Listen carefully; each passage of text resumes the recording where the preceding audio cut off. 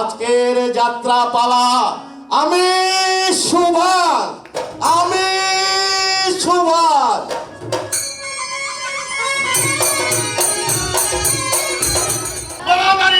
British সাম্রাজ্য উড়াইবে, ইংরেজকে খতম করিবে।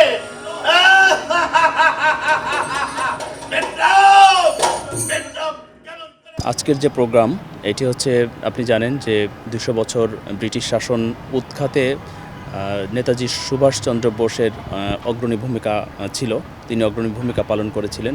তার জন্মদিন উপলক্ষে আজকে ইতিহাস ও ঐতিহ্য পরিষদ নামে একটি সংগঠন আছে, যারা বিভিন্ন রকম ইতিহাস ঐতিহ্য সংরক্ষণ করে এবং ডেট অনুযায়ী তারা প্রোগ্রাম করে। সেই প্রোগ্রামেরই আজকে একটা অংশ ছিল।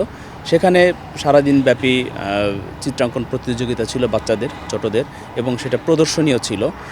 এরপরে ছিল নৃত্যানুষ্ঠান, তারপরে লোকগান, তারপরে লাঠি খেলা, এবং সর্বশেষ আকর্ষণ ছিল একটি যাত্রা, যাত্রাপালা। এটা হচ্ছে সুভাষ বোসকে নিয়ে, তাকে কেন্দ্র করেই।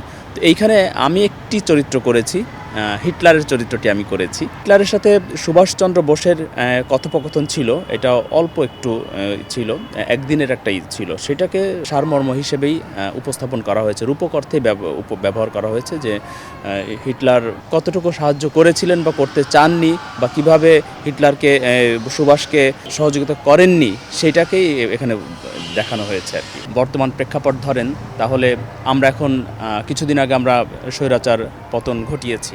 তো ব্রিটিশ বিরোধী আন্দোলনও কিন্তু ওইরকমই একটা ছিল, যে স্বৈরাচারের বিরুদ্ধেই করা। ব্রিটিশরা এক প্রকার স্বৈরাচারের মতোই ছিল। সুভাষ তার যে আদর্শিক যে জায়গা থেকে ব্রিটিশ উৎখাতে কাজ করেছিলেন, আন্দোলন করেছিলেন, সেইটা একটা আদর্শিক ইস্যু হতে পারে এই নাটকটা বা আজকের প্রোগ্রামটা। তরুণ প্রজন্মের অবশ্যই শুধু সুভাষ বোস না, যারা যুগে যুগে মহানায়ক হয়েছেন, সবাইকে ফলো করা উচিত, সবাইকেই করা উচিত।